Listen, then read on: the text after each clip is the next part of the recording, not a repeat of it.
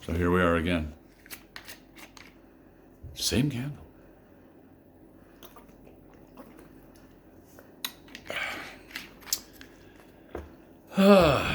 Yes. October 19th, 2020, again, is where we find ourselves today. Next Monday, the 26th, my ex-wife and I, Sherry and I, would have been married 30 years. Right? Well, we didn't quite last that long, but we still are really, really, really good friends. And, you know, that's timeless, you know. Maybe the rings, the commitment, whatever it may be, that may be over, you know. But she still carries my last name with dignity. Hell, I still try to carry my last name with dignity. But, you know, we don't go more than a couple days without talking. No. You know. And from what I understand, Eddie Van Halen and his first wife, actress Valerie Bertinelli, who he had his only child with, and her only child with, Wolfgang, you know, who later became the bassist in the band, who's now 29. I learned that when Eddie passed away in Southern California in a hospital, there were a few people by his bedside. There was his older brother and only sibling, Alex. There was his wife, Janie, who's my age. His only child, his son, Wolfgang, who's 29. And his ex-wife, Valerie.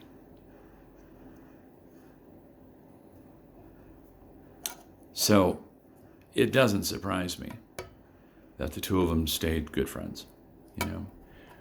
When you have your only child in life with someone,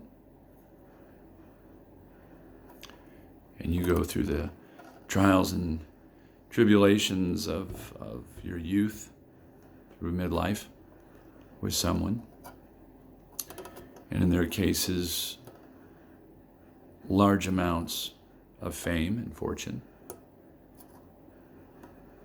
there comes a lot of pressures and a lot of responsibilities. And they were married a total of 26 years. I was married 28. And not all of them were happy for them or for me. But nobody ever smacked each other around in his marriage or mine.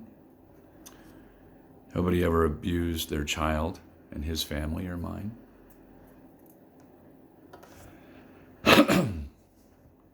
But in any family, in any situation, you know, there's going to be pluses and minuses and peaks and valleys and ups and downs. But even when Eddie and Valerie realized it was over, they coped with it in different ways, but they remained close to the very end. And I hope to stay the same way with my ex. You know, if I find someone new in my life, one of the first things they're going to understand is, look, please don't take any offense to it or think there's anything funny going on. But I plan to always maintain a good rapport, a close rapport, even if there's a geographical difference, with my ex-wife and, of course, my child. And I would think she would say the same thing to whoever may come into her life. Now, in the ensuing years of the separation and divorce, I haven't found anybody new. I guess it's just given me more time to work on myself. And last I heard, she hasn't found anyone new herself, but something tells me she might be moving in that direction here soon. And I support her all the way. And I think whoever may come into her life, my only concern would be is that he's a good man. But I'm not overly worried about it because if he's not a good man, he won't be around long because she'll deal with it, you know. But I think she's got pretty good taste. I mean, hell, she put up with me all those years, right?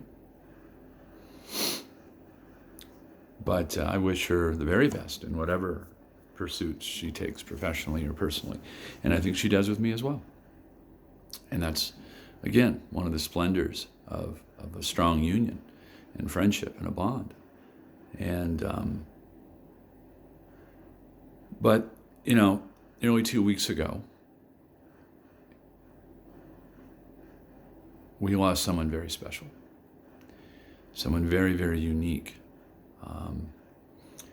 And I can't really safely say that anyone is going to come along in the future that's going to have that much of an impact on his or her instrument, as it were, to be such a household name and such an icon and such an innovator as Eddie Van Halen.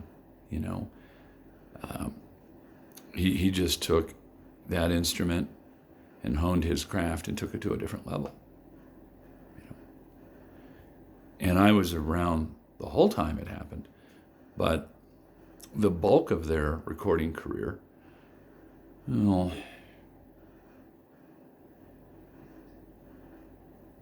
over 30 years of it, yeah.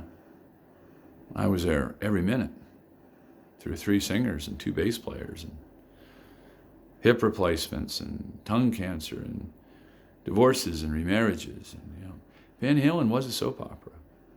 I won't lie to you. It wasn't, they weren't putting out something every year anymore, or every even 5 years. And you'd wonder, what the hell's going on with these guys, But they just kind of did things later in their career at their own speed, and they had earned that right. But anytime something new came out, it was just, I got really excited and really happy about it. And there weren't too many things in my life that got me that stimulated, that interested, that amped, But they were one of them.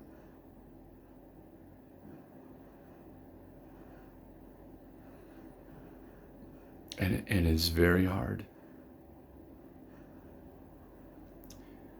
Not that, it's all over. I mean, obviously there's not going to be any more Van Halen. No,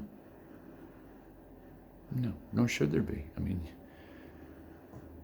you can't replace Eddie Van Halen in Van Halen.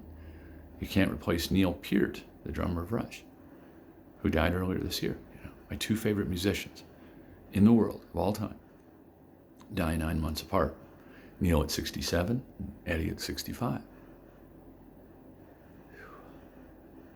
It's been a rough year in a lot of ways, and all of us have been affected in one form or another.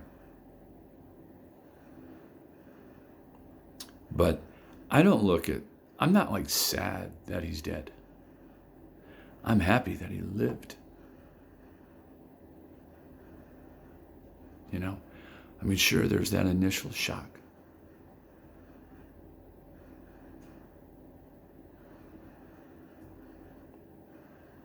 And I do feel like I've lost a member of my family.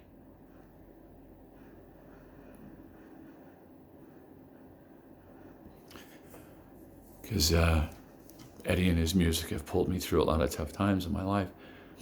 But when I was 18, I made a promise to myself. I was sitting on top of a high-rise apartment building in Bethesda, Maryland.